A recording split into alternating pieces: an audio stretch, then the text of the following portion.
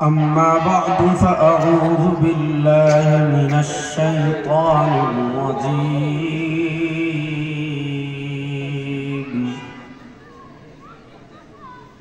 بسم الله الرحمن الرحيم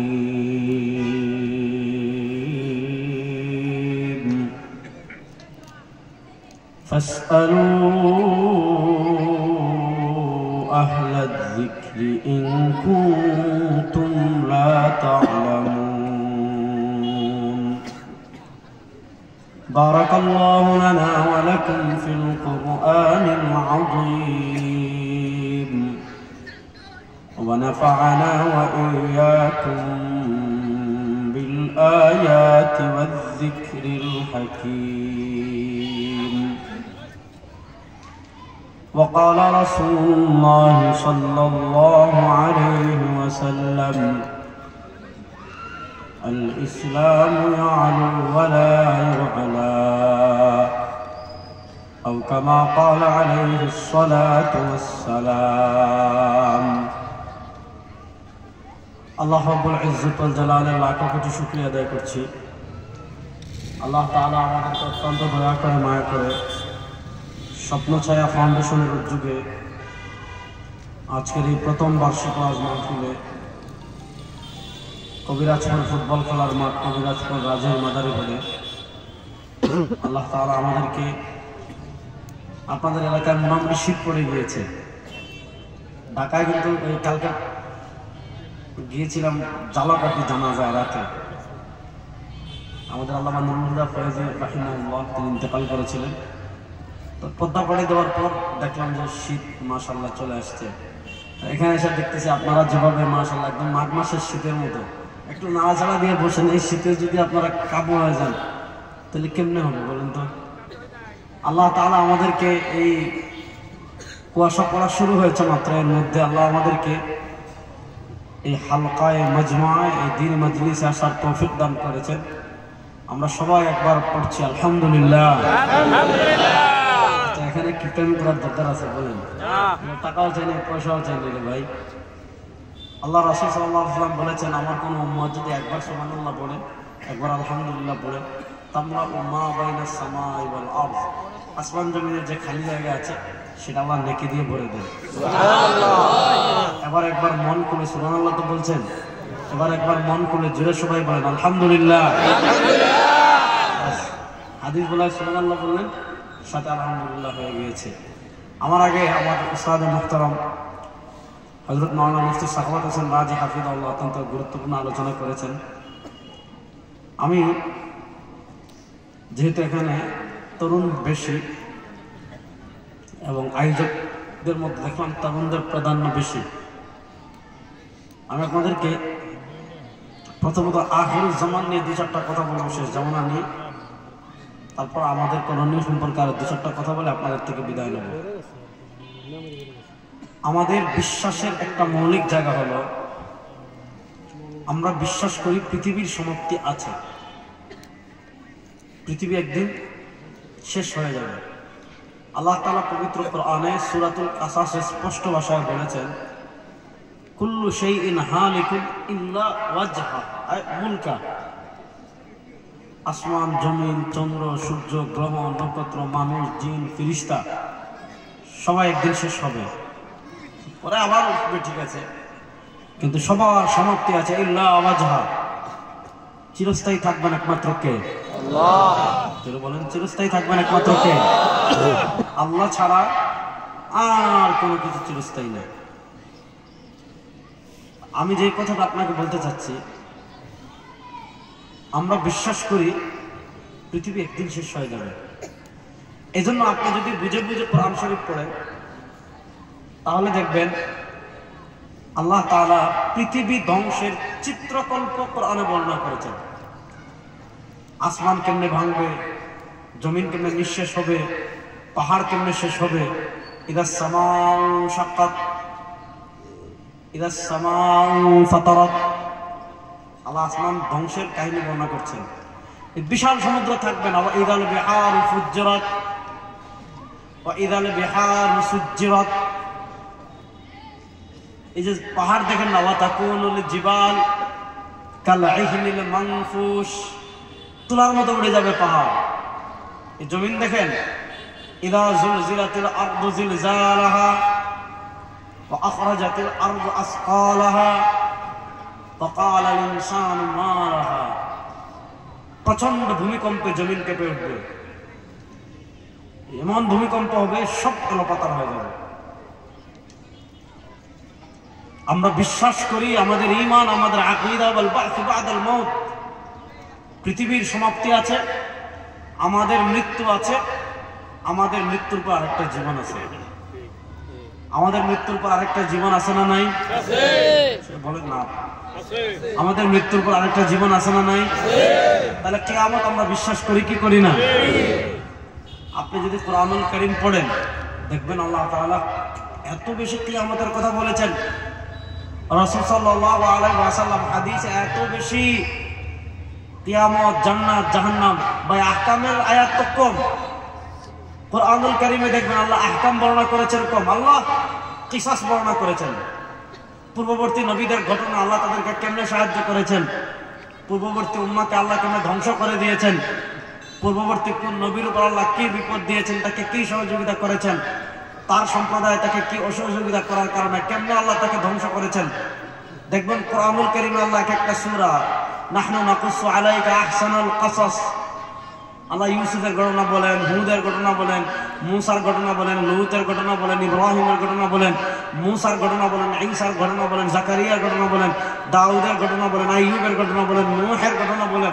দেখেন কোরআনুল কারীমে আল্লাহ তাআলা বেশি কিসসা বলেছেন, পূর্ববর্তী উম্মার কাহিনী বলেছেন, কেন? আমাদেরকে সতর্ক করেছেন।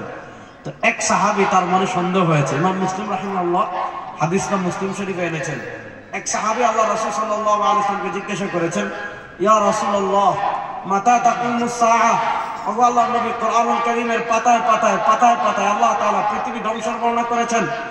আপনার মজলিসে বসলেই আল্লাহ তাআলা, আপনার মজলিসে বসলেই আপনি খালি কিয়ামতের ভয় দেখান, আপনি খালি কিয়ামতের কথা বলেন, পৃথিবী ধ্বংসের বর্ণনা দেন, আসমান ধ্বংসের বর্ণনা দেন। ইয়া রাসূলুল্লাহ মাতা তাকুমুস সাআহ, ওগো আল্লাহর নবী, আপনি বলেন কিয়ামত পৃথিবীতে কবে হবে? কিয়ামতের কি 400 বছর আছে, নাকি 500 বছর আছে, নাকি 600 বছর আছে, নাকি 1000 বছর আছে, নাকি 1200 বছর আছে, নাকি পরশু হয়ে যাবে, নাকি 5 দিন পরে, নাকি 100 বছর পরে? ও আল্লাহ নবী সাল্লাল্লাহু আলাইহি ওয়াসাল্লাম, আমাদেরকে আপনি বলেন মাতা তাকুমুস সাআহ, কিয়ামতটা কবে হবে? কিয়ামত হওয়ার বাকি আছে আর কতদিন? আল্লাহ রাসূল সাল্লাল্লাহু আলাইহি ওয়াসাল্লাম জবাব দিচ্ছেন, ও আমার সাহাবী, বুইস্তু আনা ওয়াস সাআ কাহাতাইন, ও আমার সাহাবী, বুইস্তু আনা ওয়াস সাআ কাহাতাইন, তুমি আমার কাছে জিজ্ঞাসা করছো কিয়ামতের কতদিন? শুনো, তোমার এই যে 2 আঙ্গুল, হাতের এক আঙ্গুল থেকে আরেক আঙ্গুল খুবই কাছে, পৃথিবীর কোনো মানুষ তোমাকে এই প্রশ্ন করবে না, পৃথিবীর কোনো মানুষ তোমার কাছে এটা জানতে চাইবে না, পৃথিবীর কোনো মানুষ তোমাকে জিজ্ঞাসা করবে না, ভাই তোমার এই 2 আঙ্গুলের ভিতর কতদিনের দূরত্ব, না, হাতের এক আঙ্গুল থেকে আরেক আঙ্গুল যেমন খুবই কাছে, সরওয়ার দু আলম সাল্লাল্লাহু আলাইহি ওয়াসাল্লাম বলেন, আমার উম্মাহ শুনো, আমি পৃথিবীতে আসার অর্থ হলো আমি আর কিয়ামত হাতের এই 2 আঙ্গুলের মতো কাছাকাছি হয়ে এসেছি। সরওয়ার দু আলম সাল্লাল্লাহু আলাইহি ওয়াসাল্লাম বলেন, আমি পৃথিবীতে আসার অর্থ হলো পৃথিবী ধ্বংসের আর বেশি দিন বাকি নাই। এবার আপনারা মনে করেন কবিরাজপুরের মানুষ রাত্রে ঘুমাইছেন, সকালে উঠে দেখবেন আসমান ভেঙে যাচ্ছে না, সকালে উঠে দেখবেন সূর্য আপনাদের উপর পড়ে যাচ্ছে না, সকালে উঠে দেখবেন জমিন ফেটে চৌচির হয়ে গিয়েছে না, আল্লাহ তাআলা হঠাৎ ঘুম থেকে উঠবেন আর একদিন আল্লাহ আসমান জমিন হঠাৎ করে ভেঙে ফেলবেন, ব্যাপারটা এমন না। পৃথিবী স্মুথলি ধীরে ধীরে ধীরে ধীরে,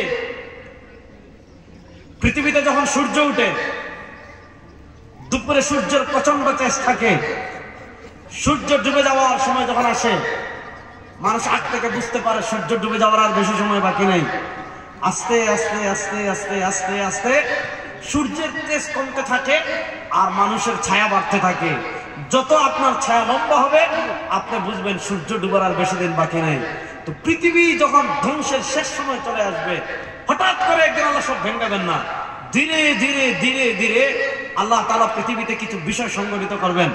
আল্লাহ তাআলা পৃথিবীতে কিছু বিষয় সংগঠিত হবে, ওই বিষয়গুলো সংগঠিত হওয়া ছাড়া পৃথিবীতে কিয়ামত হবে না। ইমাম মুসলিম রাহিমাহুল্লাহ মুসলিম শরীফে হাদিস এনেছেন, আল্লাহ রাসূল সাল্লাল্লাহু আলাইহি ওয়াসাল্লাম একদিন দেখলেন মসজিদে নববীতে সাহাবায়ে কেরাম কয়েকজন বসে আলোচনা করছেন।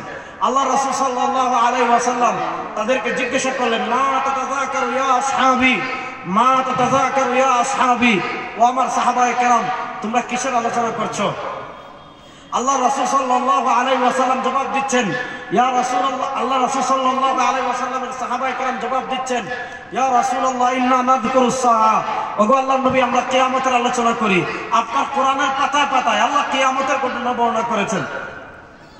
আপনার মাজলিসে বসলে আপনি খালি আমাদেরকে কিয়ামতের কথা বলেন, এজন্য আমরা পরস্পর বসে কিয়ামতের আলোচনা করছি।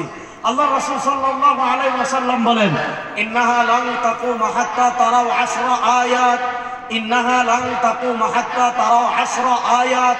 যতদিন পর্যন্ত পৃথিবীতে 10টা নিদর্শন না দেখবে, 1টা 2টা 3টা 4টা 5টা 6টা 7টা 8টা 9টা 10টা, পৃথিবীতে বড় বড় অনেকগুলো বিষয় সংগঠিত হবে, 11টা বিষয় সংগঠিত হবে।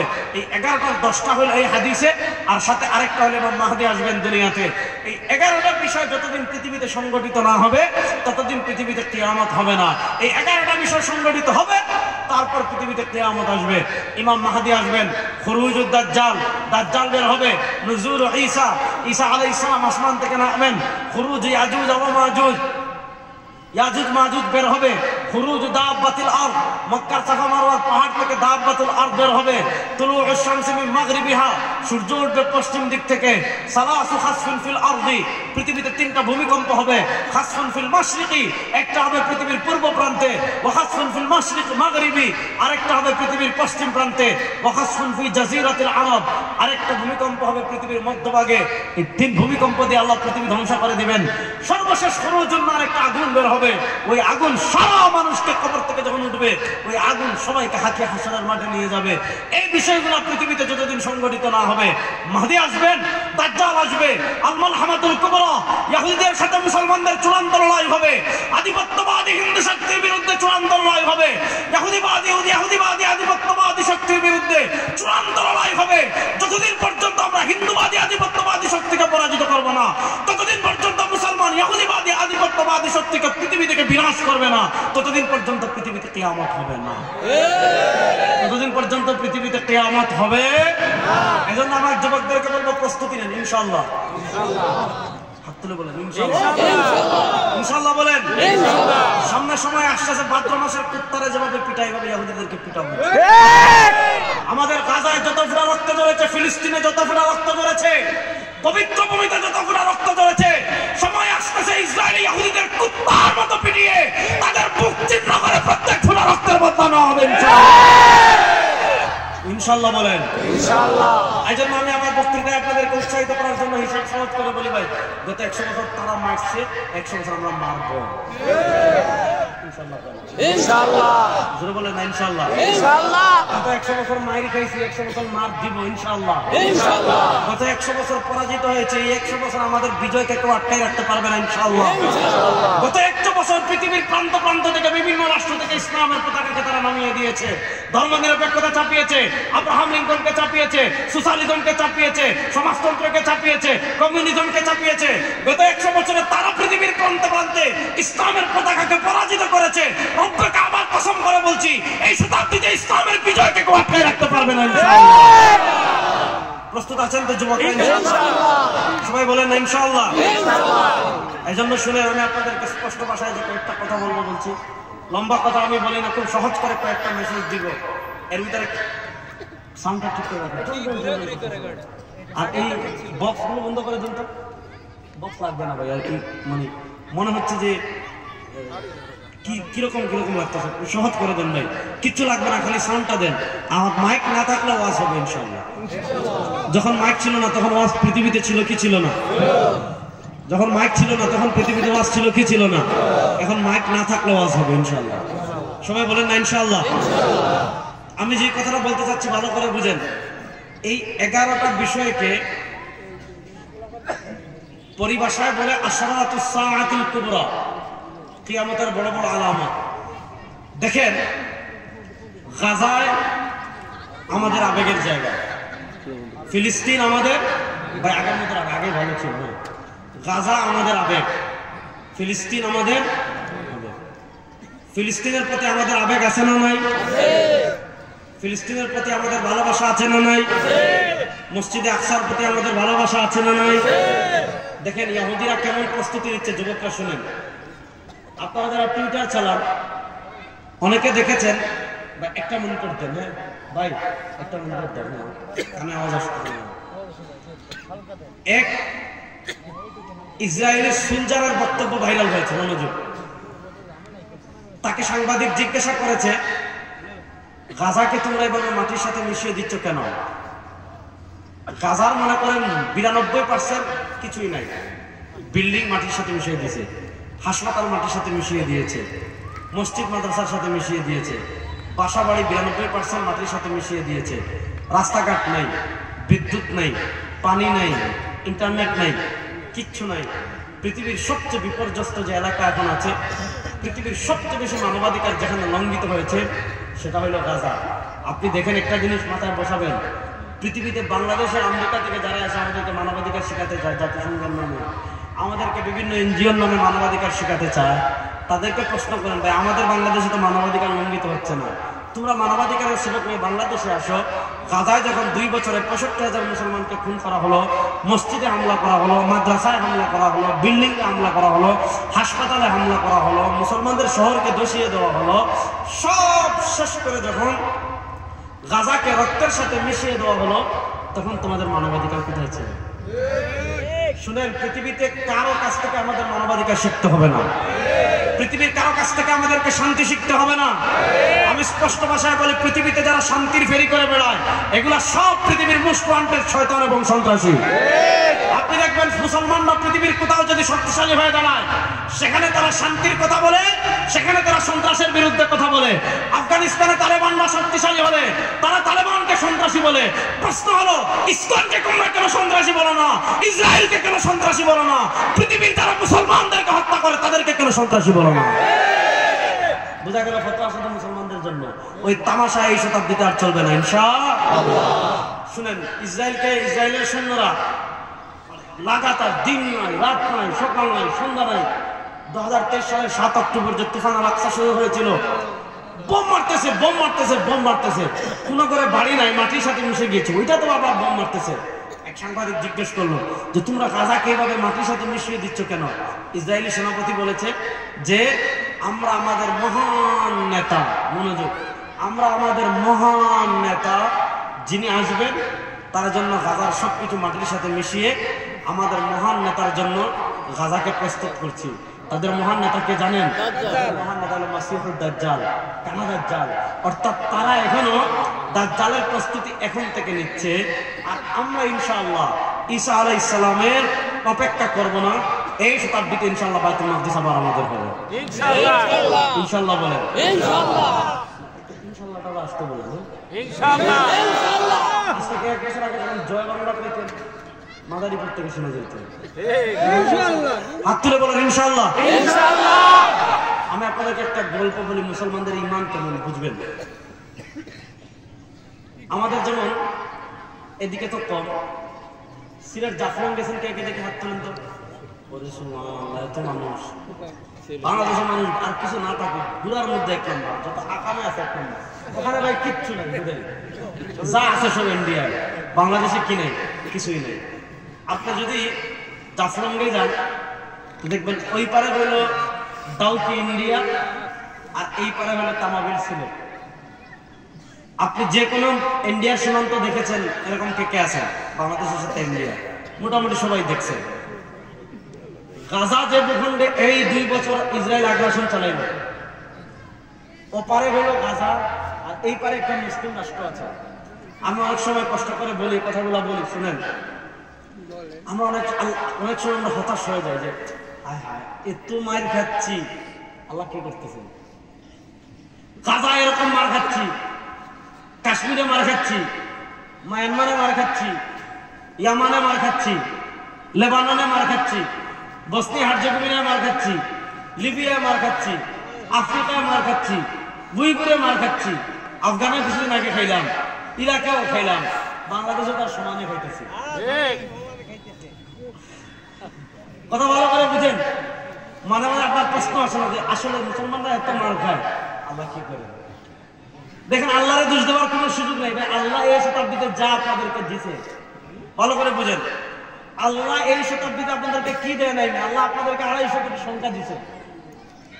পৃথিবীতে অতীতে মুসলমান কখন 250 কোটি ছিল না। এই শতাব্দী এখন মুসলমানদের সংখ্যা কত? 250 কোটি। এখন মুসলমানদের রাষ্ট্র আছে কয়টা? 57টা। শুনেন, এই 250 কোটি মুসলিম যদি বলে যে আমরা ধীরে ধীরে একজন 100 জন 1000 2000 1 লাখ করে ফিলিস্তিনে যাব, 1 লাখ করে আমরা ফিলিস্তিনে যাব, ফিলিস্তিনে গিয়ে সবাই ইসরায়েলের দিকে পেশাব করবে, তাহলে 250 কোটি মুসলিম যদি পেশাব করে, গত বছর ফেনীতে যেভাবে বন্যা হয়েছে পুরো ইসরায়েল এভাবে পেশাবের কারণে বন্যা হয়ে যাবে। 250 কোটি মুসলিম যদি একসাথে তুতু ফেলে ইসরায়েলের সমুদ্র তৈরি হবে। তাহলে প্রশ্ন বুঝেন, আমরা যাদেরকে তুতু ফেললে বেসে যাওয়ার কথা, আমরা পেশাব করলে যারা বন্যা পানিতে বেসে যাওয়ার কথা পেশাবে, যারা আমাদের পেশাবে উড়ে যাওয়ার কথা, যারা আমাদের তুতুতে উড়ে যাওয়ার কথা, তারা কেন আমাদেরকে রক্ত ভাসিয়ে দিচ্ছে? যারা আমাদেরকে পেশাবে যাদেরকে আমরা ভাসিয়ে দিতে পারি, তারা কেন গাজায় রক্ত ভাসিয়ে দিচ্ছে?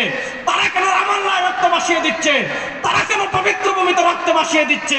কারণ হলো আমরা 57টা রাষ্ট্র আছে ঠিক, আমরা সংখ্যায় 250 কোটি আছি ঠিক, কিন্তু ওই 250 কোটি মুসলমানদের নেতৃত্বের চেয়ারে যাদেরকে বসিয়েছি সবগুলো ইহুদি খ্রিস্টানদের 5টা গোলাম, সবগুলা গোলাম। নচেত 57টা মুসলিম রাষ্ট্র যদি শুধু ইসরায়েলকে একসাথে বলে চুপ, তাহলে পরের দিন ফিলিস্তিনে হামলা করার সাহস আর ইসরায়েল করবে? এই জন্য শুনুন, এই শতাব্দী ইনশাআল্লাহ আমার যুবকদেরকে বলি, এই শতাব্দী হবে ইসলামের বিজয়ের শতাব্দী। এই শতাব্দীতে আফগানিস্তানে কালেমার পতাকা বিজয় হয়েছে, এই শতাব্দীতে সিরিয়ায় মুজাহিদরা বিজয় লাভ করেছে, কিছুদিনের ভিতর আফ্রিকায় বিজয় লাভ করবে ইনশাআল্লাহ। জাজিরাতুল আরবে এই শতাব্দীতে কালেমার পতাকা উড়বে, তুর্কিস্তানে উড়বে, তুরস্কে উড়বে, ইয়ামানে উড়বে, সবাই আর বেশি দিন বাকি নয়। দিল্লিতেও ইসলামের পতাকা উড়বে, আর বেশি দিন বাকি নয়। বাংলাদেশের সংসদেও ইসলামের পতাকা উড়বে।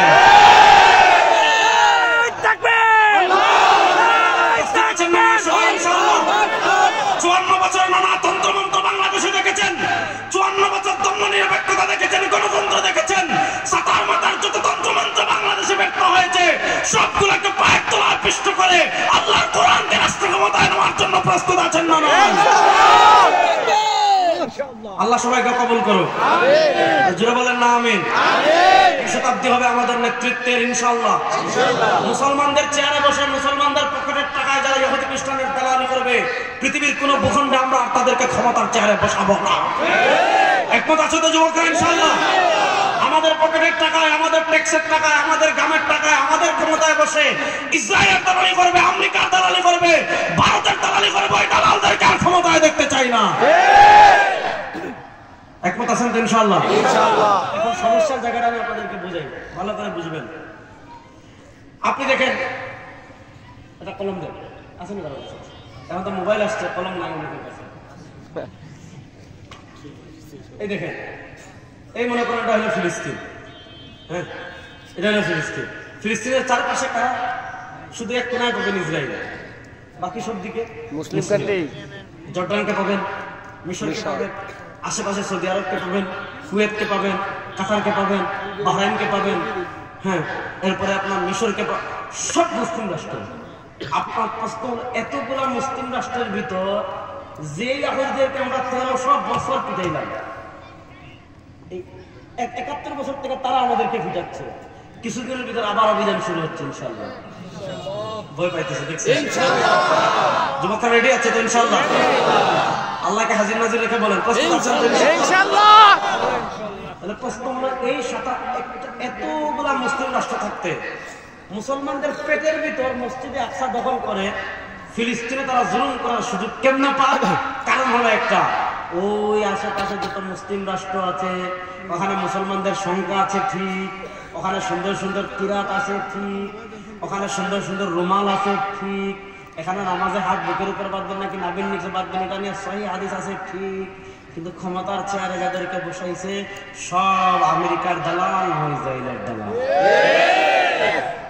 আপনি চিন্তা করেন 92% মুসলমানের দেশ, আমরা বলি গর্ব করে বলি, এই 92% মুসলমানের দেশে আপনি 1971 থেকে 2024 পর্যন্ত দেখেন এমনও হয়েছে আপনি হিজাব পরে এখানে যেতে পারবেন না, দাড়ি রেখে এটা করতে পারবেন না, জুব্বা পরে এটা করতে পারবেন না, পর্দা করে এখানে চাকরি করতে পারবেন না।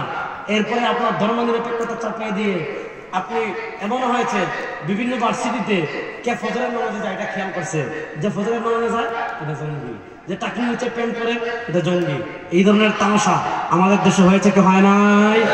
কেন হয়েছে? কারণ এখানে নামাজ আছে ঠিক, খিচুড়ি আছে ঠিক, জিলাপি আছে ঠিক, মিষ্টি আছে ঠিক, হ্যাঁ, তারপরে আপনার তাবলিগ আছে ঠিক, হালকায় জিকির আছে ঠিক, মুসলমান আছে ঠিক, মসজিদ আছে ঠিক, মাজার আছে ঠিক, ক্ষমতায় যারা গেছে ভারতের তালা। তাহলে এই শতাব্দীতে মুসলমানদের 1 নম্বর চ্যালেঞ্জ হবে ইনশাআল্লাহ। আমি আপনাদেরকে 2টা উদাহরণ দিই, শুনেন। যেখানে মুসলমানদের নেতৃত্বের ঈমান থাকবে আল্লাহর উপর, যেখানে মুসলমানদের বিশ্বাস থাকবে আল্লাহর উপর, সেই মুসলমানদেরকে পরাজিত করবে পৃথিবীতে এমন কোন সুপার পাওয়ার নাই। আমি 2টা উদাহরণ দিই, পৃথিবীর আমার নিজের চোখে দেখে আসছে, শুনেন। বর্তমান পৃথিবীর অন্যতম পাওয়ার একটা রাষ্ট্র হলো ইসরায়েল। তাদের কি অস্ত্র আছে? অ্যাটম বোম আছে। অ্যাটম বোম মানে পারমাণবিক অস্ত্র। তাদের আধুনিক যে ড্রোনগুলো আছে, তাদের ক্ষেপণাস্ত্র আছে, বিমান আছে, মুসাদ গোয়েন্দা সংস্থা আছে। তাদের কি আছে? আয়রন ডোম। যুবকরা ভালো করে শুনেন, আয়রন ডোম মানে আকাশ প্রতিরক্ষা। দেখেন, যে পাকিস্তানকে আমরা 1971 হারাইছি, তাদের এখন কি আছে? অ্যাটম বোম আছে। আর আমাদের বাংলাদেশের কি আছে? 2টা জিনিস আছে। একটা হলো রটা সঙ্গীত, একটা কি সঙ্গীত? রটা সঙ্গীত, বুঝছেন? রবীন্দ্রনাথ ঠাকুরের আমার সোনার বাংলা আমি তোমায় ভালোবাসি। আর কি আছে? চেতনা ব্যবসা। চেতনা ব্যবসা, কেউ এটার চেতনা ব্যবসা করে, কেউ এটার চেতনা ব্যবসা করে, কেউ এটার চেতনা ব্যবসা করে। এই যে আমাদের ভারতের পাশে, আমাদের চারপাশে যে একটা মিনি ইসরায়েল আছে, তারা যদি আমাদের উপর অ্যাটাক করে, আপনি রবীন্দ্রনাথ ঠাকুরের আমার সোনার বাংলা বলে বাঁচতে পারবে? এগুলা পেলে কইব, হুজুর আপনি এগুলা বলেন কেন? আমরা না বললে তোমার বাপ বলবে? আমরা বলবো ইনশাআল্লাহ। এই দেশ তোমারও না, এই দেশ আমাদের। বলেন, এই দেশ মুসলমানদের। কাদের দেশ? মুসলমানদের। ইসরায়েলের আয়রন ডোম আছে, মানে আপনি ইসরায়েলে যদি বম মারেন বিমান দিয়ে, যেটা ভালো করে শুনেন, আপনি ড্রোন দিয়ে মারছেন বোমা, আপনি মিসাইল মেরেছেন, আপনি ব্যালিস্টিক মিসাইল ছেড়েছেন ইরান থেকে, 3 মিনিটে চলে আসবে ইসরায়েলে। তাহলে তাদের আয়রন ডোম আছে, মানে যখনই বোমাটা ইসরায়েলের আকাশ সীমার পাশাপাশি আসবে, সব জায়গায় সাইলেন্ট বেজে উঠবে। সাইলেন্ট বাজার ওঠার সাথে সাথে স্বয়ংক্রিয়ভাবে মিসাইল কাজ করবে, ওই বিমান আসমানে আটকাই দিবে, বোমা আসমানে আটকাই দিবে, ব্যালিস্টিক মিসাইল আসমানে আটকাই দিবে, মানে ইসরায়েলে পড়তে দিবে না। চিন্তা করেন তারা কত শক্তিশালী। এই ইসরায়েল এত একটা দুর্দশ রাষ্ট্র। আরেকদিকে দেখেন হামাস, ছোট্ট একটা এলাকার একটা মুজাহিদ বাহিনী, তাদের কোনো রাষ্ট্র ওইভাবে নাই, তাদের ওই দামি অস্ত্রও নাই, আর 57 জন নপুংসক মুসলমান রাষ্ট্রপ্রধান আছে, তাদেরকে সহযোগিতা করার মতো কেউ নাই, বরং উল্টা তাদেরকে জঙ্গি বলে। এই ধরনের উদাহরণ সমাজে আছে না নাই? আপনি চিন্তা করেন, মনে করেন এই জায়গায় এটা সরকারি জায়গা না, যে মাঠে আওয়াজ হচ্ছে, মনে করেন এই মাঠের পাশে, ভালো করে শুনেন, এই মাঠের পাশে একটা জায়গা আছে আপনার, এই জায়গার রেজিস্ট্রি আপনার নামে, এই জায়গার দাগ আপনার নামে, এই জায়গার খতিয়ান আপনার নামে, এই জায়গার পর্সা আপনার নামে। তাহলে রেজিস্ট্রি যদি আপনার নামে হয়, দাগ যদি আপনার নামে হয়, খতিয়ান যদি আপনার নামে হয়, পর্সা যদি আপনার নামে হয়, তাহলে এই জায়গার মালিক কে? বলেন না, তাহলে জায়গার মালিক কে? আমি। খুব সহজ। এবার আপনি একটা প্রশ্ন বুঝেন, গাজার মালিক আমরা, বলেন গাজার মালিক আমরা, জুড়ে বলেন না, গাজার মালিক আমরা, রাফার মালিক আমরা, আসকালানের মালিক আমরা, বাবেলুদ্দের মালিক আমরা, ইলাতের মালিক আমরা। আরে ভাই, রেজিস্ট্রি আমাদের, দাগ আমাদের, খতিয়ান আমাদের, পর্সা আমাদের। এখন দেখা গেল একজনের ক্ষমতা আছে, অথবা তার চাচা অমুক নেতার চামচা, তার দুলাভাই অমুক নেতার চামচা, তার বাপ অমুক নেতার চামচা। এখন রাস্তাটা জায়গার পাশে, জমিনের বিল্ডিং এর পাশে, সিটি কর্পোরেশনের পাশে এখানে বিল্ডিং বানালে অনেক টাকা সে ভাড়া পাবে। এবার সে কি করেছে?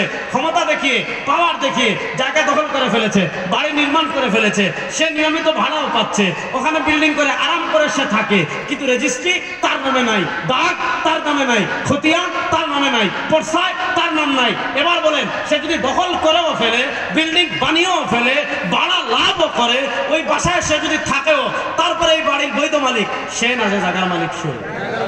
এবার আমার সাথে বলেন, ফিলিস্তিনের মালিক আমরা। বলেন, ফিলিস্তিনের মালিক আমরা। এটা বসাতে হবে অন্তরে, ফিলিস্তিনের মালিক আমরা, গাজার মালিক আমরা, রাফার মালিক আমরা, আসকালানের মালিক আমরা, বাবেলুদ্দের মালিক আমরা, সব জায়গার মালিক আমরা। ইসরায়েল দখল করেছে, দখল করার পর কি করেছে? 2023 সালে তারা পৃথিবীর নতুন মানচিত্র প্রকাশ করেছে সারা দুনিয়ার মানুষের কাছে। অর্থাৎ এই যে মুসলমান নপুংসক যারা আছে 57টা রাষ্ট্রপ্রধান, তাদের কাছে তারা মানচিত্র প্রকাশ করেছে, নতুন ফিলিস্তিন তারা দেখিয়েছে, যেখানে পুরোটা ইসরায়েল, ফিলিস্তিন নামক রাষ্ট্র নেই।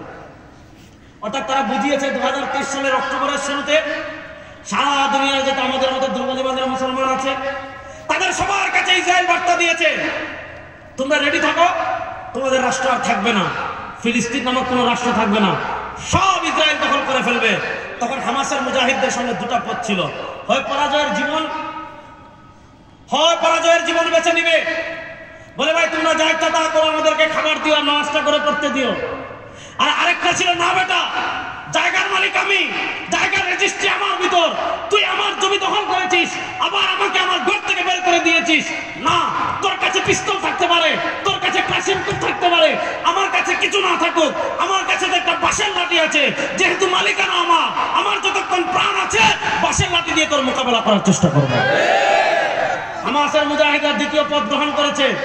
2023 সালের 7 অক্টোবর রব্বে কাবার কসম করে বলে, মুসলমান, 2023 সালের 7 অক্টোবর তুফান আল-আকসা শুরু হয়েছে, 2025 সালের 9 অক্টোবর তুফান আল-আকসা সমাপ্ত হয়েছে।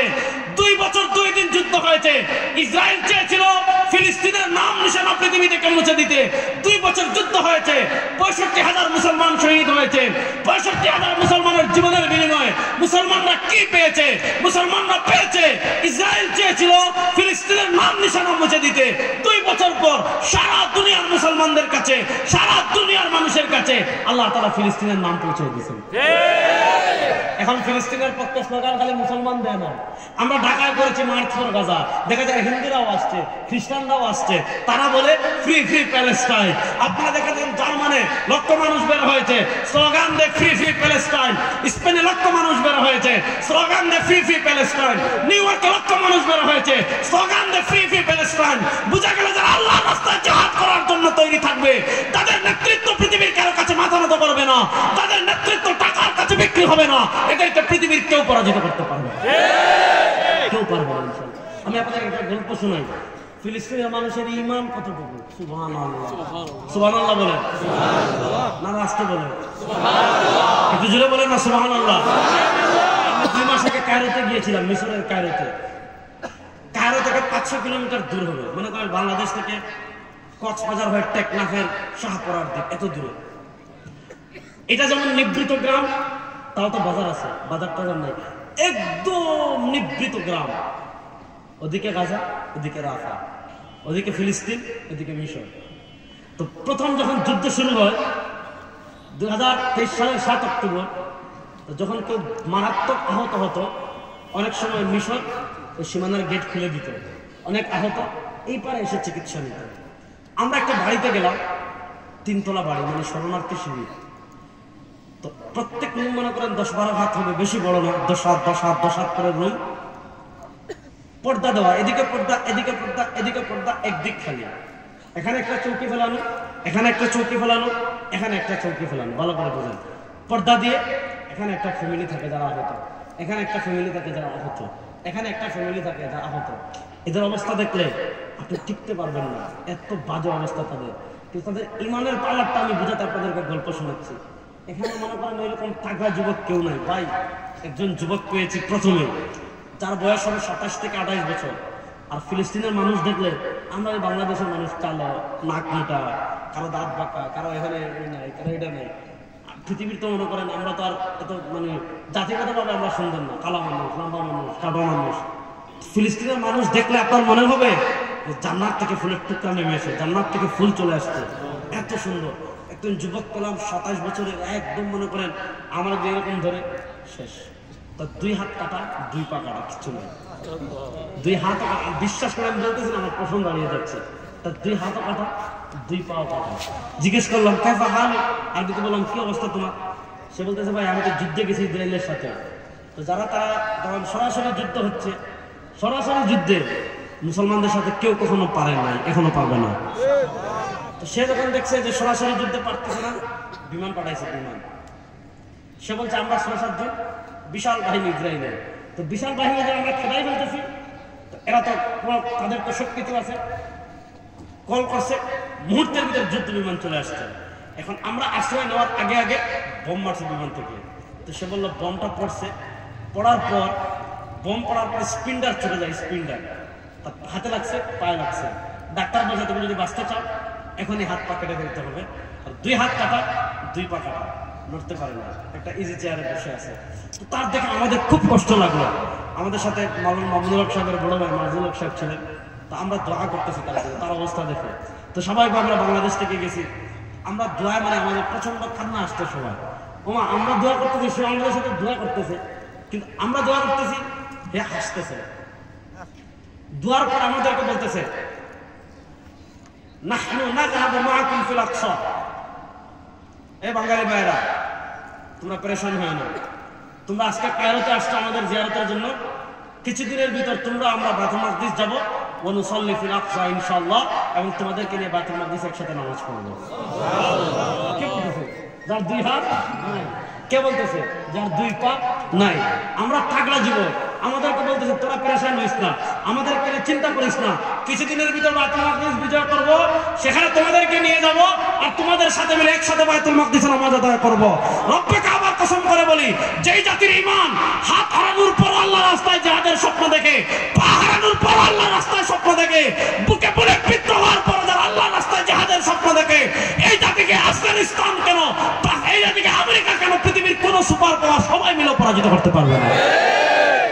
কিন্তু সমস্যা কোন জায়গায় জানেন? সমস্যা তো এই জায়গায়, আমাদের ঈমান ঠিক আছে, আমাদের আবেগ ঠিক আছে, আমাদের জিহাদের প্রতি তামান্না ঠিক আছে, কিন্তু আমাদের চেয়ারে যারা বসে সামান্য ক্ষমতার জন্য মুসলমানদের মাথা ইসরায়েলের কাছে বিক্রি করে দেয়। এজন্য এই শতাব্দীতে আমাদের 1 নম্বর চ্যালেঞ্জের জায়গা, ভালো করে শুনেন, এই শতাব্দীতে আমাদের 1 নম্বর চ্যালেঞ্জের জায়গা হবে আমরা আমাদের নেতৃত্বে পরিবর্তন আনবো ইনশাআল্লাহ।